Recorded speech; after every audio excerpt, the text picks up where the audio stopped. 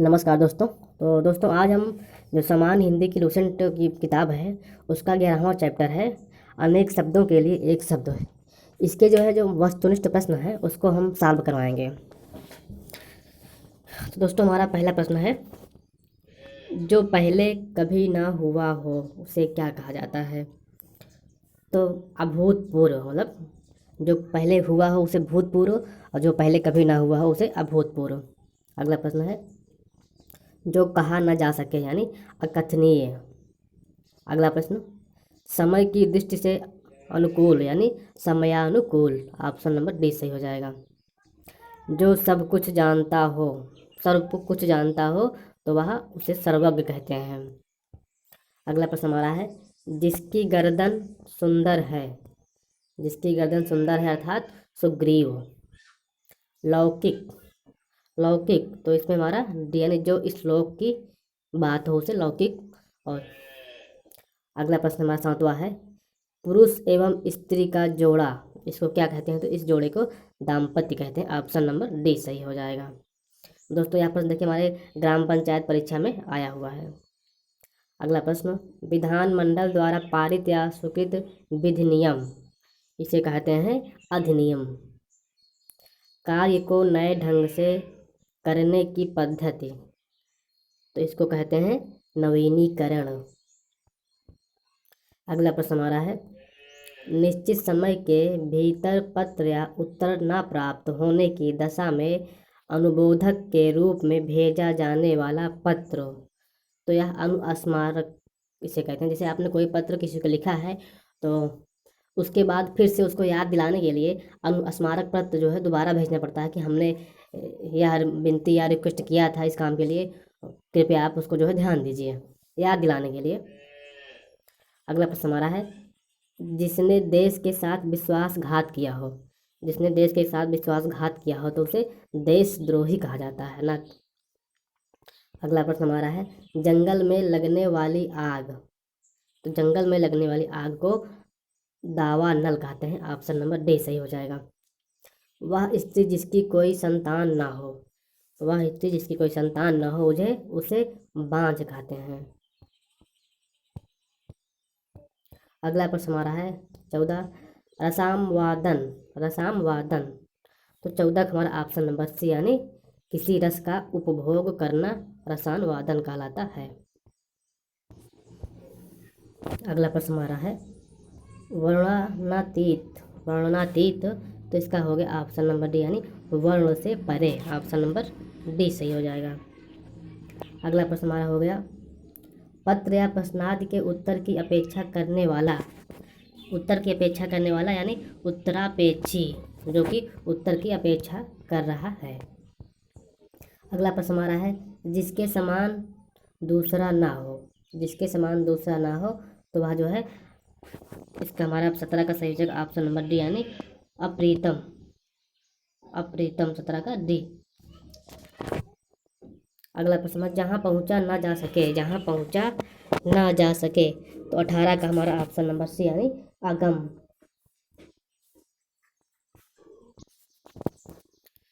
अगला प्रश्न हमारा है, जो बहुत बातें करता हो तो उसे बहुभाषी कहेंगे। बहुभाषी। अतिवृष्टि। अतिवृष्टि तो इसमें हमारा हो जाएगा 20 का बी यानी अधिक वर्षा होना यह अतिवृष्टि कहा जाएगा। अगला प्रश्न हमारा 21, अनुमति। अनुमति का तो हमारा 21 का हमारा हो जाएगा ऑप्शन नंबर डी यानी किसी कार्य के लिए सहमति देना अनुमति कहा जाएगा।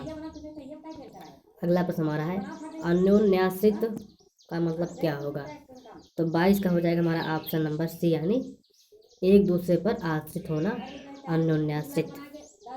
अगला प्रश्न हमारा है, सायंकालीन बेला पशु वन से जब पशु वन से लौट कर वापस आते हैं उसे क्या कहा जाता है? तो हमारा 23 का ऑप्शन नंबर ए यानी गोधूली। अगला प्रश्न हमारा है, जो दूसरों के सहारे जीवित रहे उसे क्या कहते हैं? उसे कहते हैं परजीवी। ऑप्शन नंबर सी सही हो जाएगा। 24 का ऑप्शन नंबर सी। अगला प्रश्न हमारा है, किसी के प्रति उदारता एवं कृपापूर्वक किया जाने वाला व्यवहार तो वह जो है पराधीन अनुग्रह है, नहीं ऑप्शन नंबर डी सही हो जाएगा। अगला प्रश्न हमारा है, दो पर्वतों के बीच की भूमि, तो उसे कहते हैं उपत्यका। उपत्यका कहते हैं, दो पर्वतों के बीच की भूमि को उपत्यका कहा जाता है। ऑप्शन नंबर ए सही हो जाएगा। अगला प्रश्न हमारा है, जिसे पार करना कठिन हो उसे क्या कहा जाएगा। तो 27 का हमारा सी यानी दुर्गम, उसे दुर्गम कहा जाएगा। अगला प्रश्न, जो शत्रु की हत्या करता हो, शत्रु की हत्या करता हो उसे जो है शत्रुघ्न कहते हैं, शत्रुघ्न। अगला प्रश्न हमारा है 29, जिसके आर पार देखा जा सके तो उसे कहते हैं पारदर्शी। अगला प्रश्न, हर काम को देर से करने वाला, हर काम को देर से जो करता हो उसे कहते हैं दीर्घसूत्री। अगला प्रश्न हमारा है, अनुशासनात्मक कार्यवाही की प्रक्रिया के फलस्वरूप पद से नीचे उतरना, पद से नीचे उतरना। 31 का हमारा सही हो जाएगा ऑप्शन नंबर डी यानी पदावनति, पदावनति। आयु में बड़ा व्यक्ति, आयु में बड़ा व्यक्ति जो है जो होगा उसे कहा जाएगा ज्येष्ठ, इसको तो आप जानते ही होंगे। अगला प्रश्न हमारा है 33, वह वस्तु जो नाशवान हो, वह वस्तु जो नाशवान हो उसे क्या कहा जाएगा। 33 का हमारा सही हो जाएगा ऑप्शन नंबर ए यानी नाश्वर। अगला प्रश्न, वह स्त्री जिसे पति ने त्याग दिया हो तो उसे क्या कहा जाएगा। तो 34 का यानी ए हो जाएगा हमारा, 34 का सी हो जाएगा परित्यक्ता, जिसे पति ने त्याग दिया है परित्यक्ता वो कहा जाएगा। अगला प्रश्न हमारा है, साहित्य से संबंध रखने वाला, जो साहित्य से संबंध रखता है उसे जो है साहित्यिक कहा जाएगा, साहित्यिक। जो सरलता पूर्वक प्राप्त किया जा सके, जो सरलता पूर्वक प्राप्त किया जा सके उसे सुलभ। जिसका भोजन दूध ही होता है, जिसका भोजन दूध ही होता है, इसका तो बहुत आसान है दुग्धाहारी। लेकिन दोस्तों यहाँ भी देखिए प्रश्न PCS 2011 में प्रश्न आया हुआ है। हिंदी में दोस्तों छोटे छोटे प्रश्न आते हैं जिनको आप अगर एक दो बार देखें तो बड़े आसानी से कर लेते हैं। अगला प्रश्न हमारा है, बिना घर का, बिना घर का इसे अनिकेत कहते हैं, अनिकेत जो बिना घर का हो। 38 का हमारा सही हो जाएगा ऑप्शन नंबर सी। हमेशा रहने वाला, हमेशा रहने वाला तो शाश्वत, शाश्वत भगवान हमारे शाश्वत हैं जो कि हमेशा रहते हैं। अगोचर, अगोचर तो जिसका अनुभव इंद्रियों को ना हो उसे अगोचर कहा जाएगा।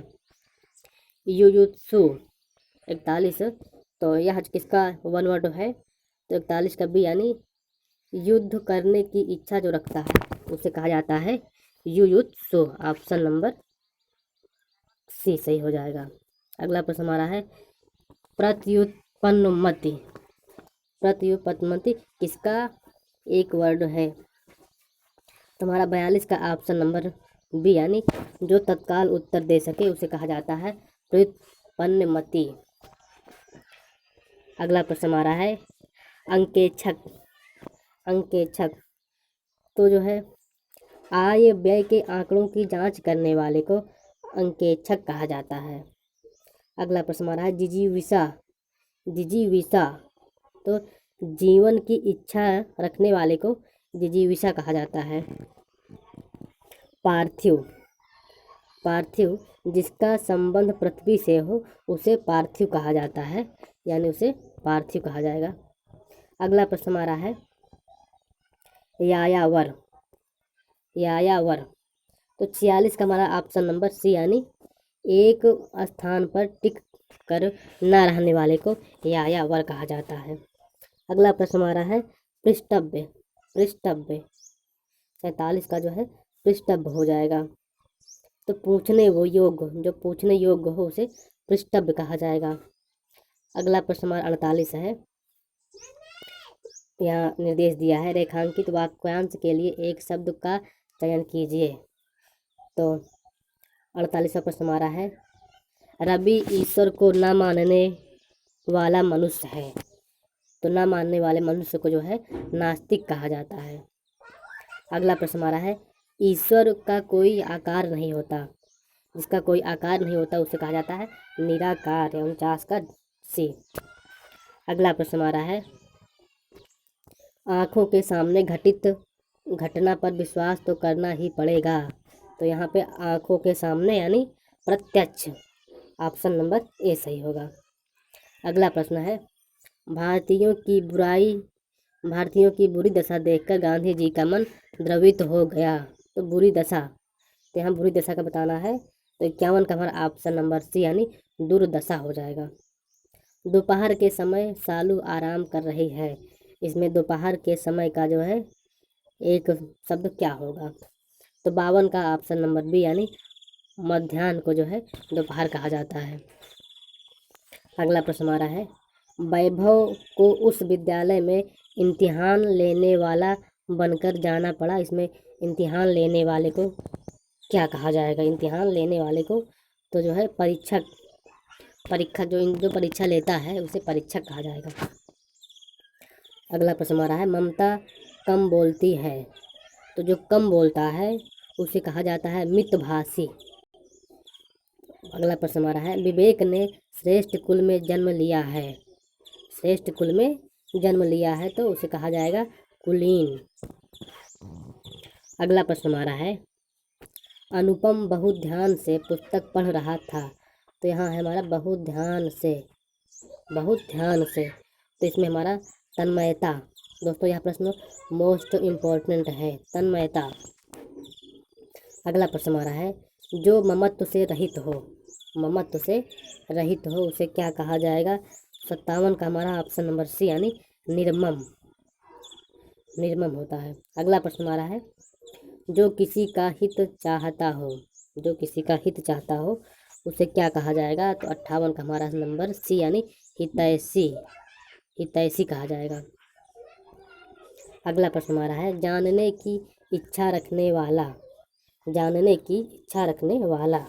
तो 59 का हमारा ऑप्शन नंबर बी यानी जिज्ञासु। पलकों को गिराए बगैर 60 का डी यानी निर्निमेष, ऑप्शन नंबर डी सही हो जाएगा। जो सदा दूसरों पर संदेह करता है उसे संकालु कहा जाता है, ऑप्शन नंबर डी सही हो जाएगा।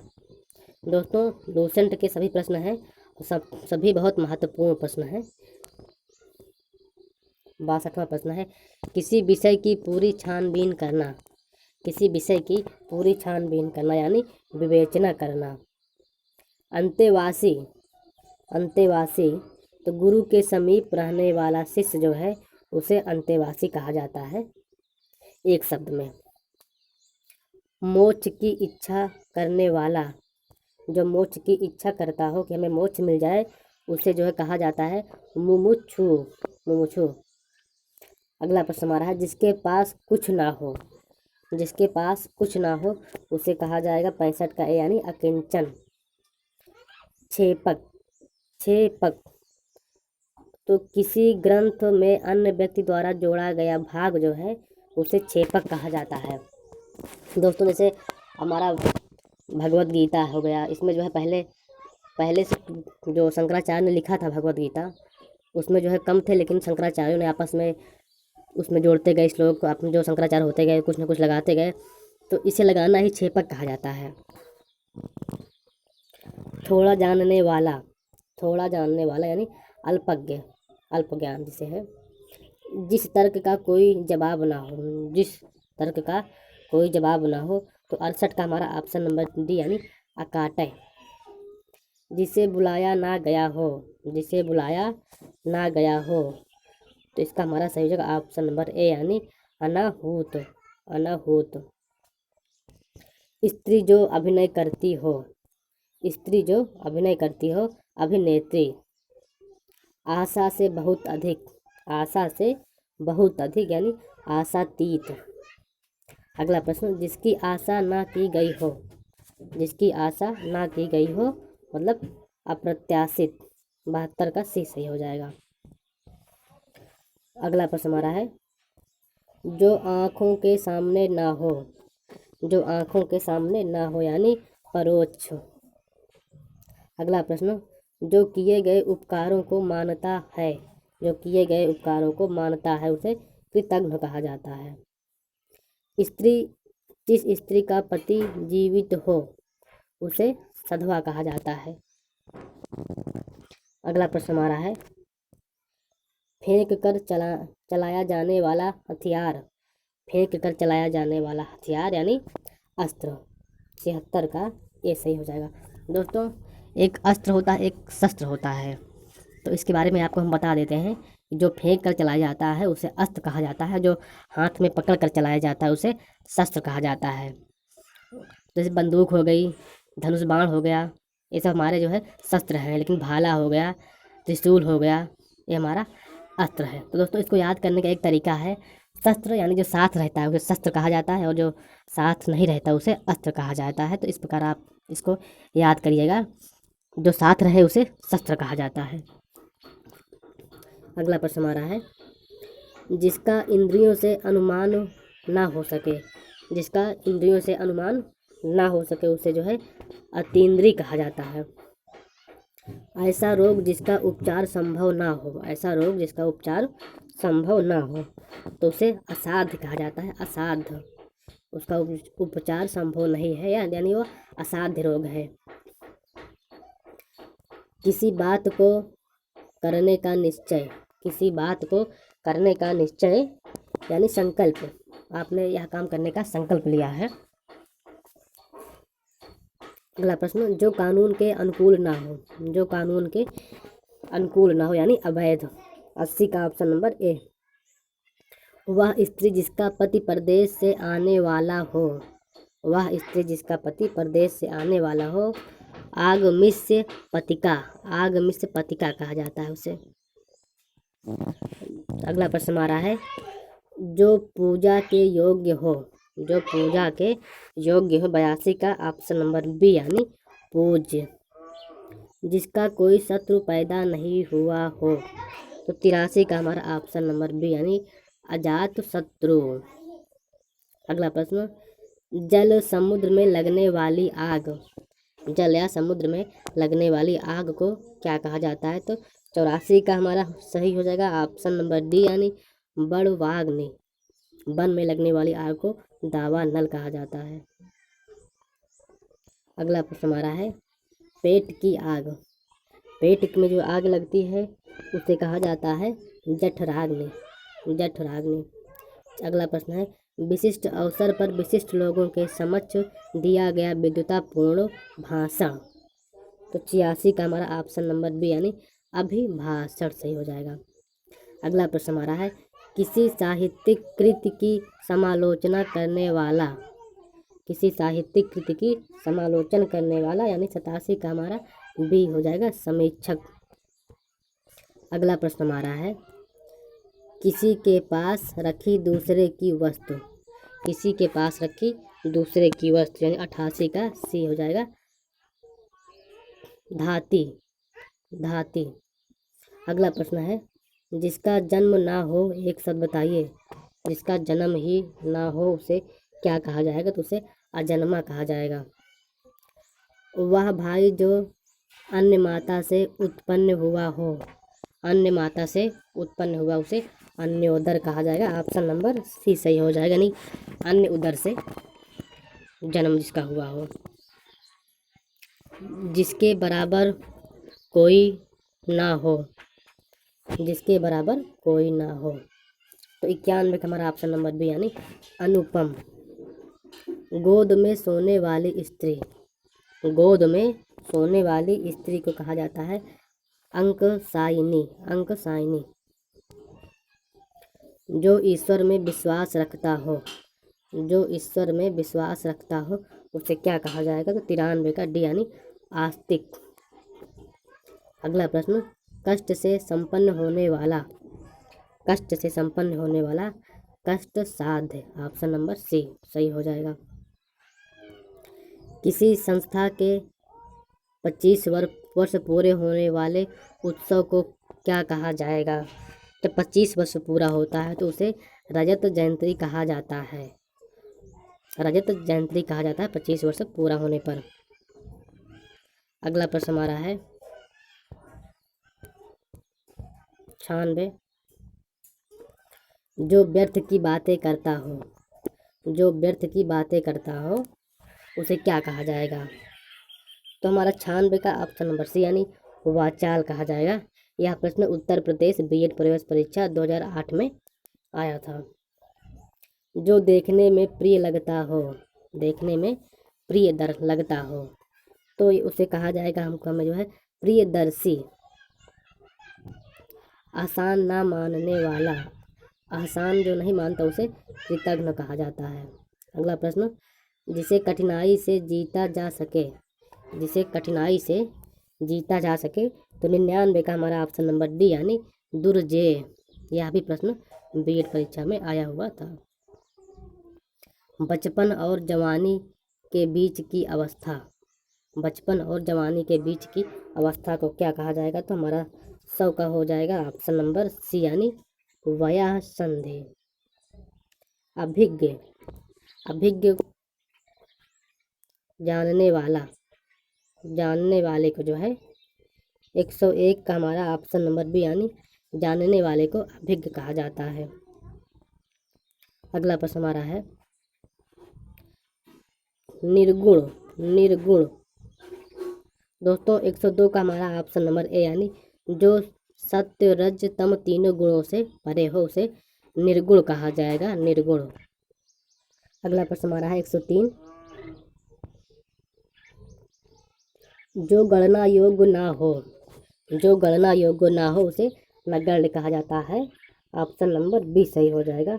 जो गणना योग्य ना हो, सॉरी, जो गणना योग्य ना हो तो 103 का हमारा ऑप्शन नंबर सी यानी असंख्य, जिसे जो है गिना नहीं जा सकता।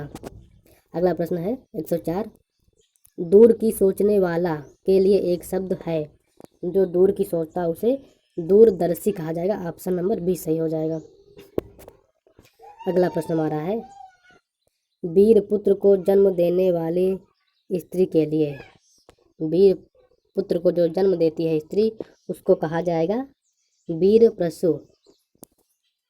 अज्ञेय शब्द के लिए एक वाक्यांश, अज्ञेय तो 106 का सी जिसे जाना ना जा सके, 106 का सी हो जाएगा। अगला प्रश्न है दोपहर के समय के लिए निम्नलिखित शब्दों में कौन सा प्रयुक्त है? तो जब दोपहर का समय होता है तो उसे अपराह्न कहा जाता है। ऑप्शन नंबर डी सही हो जाएगा।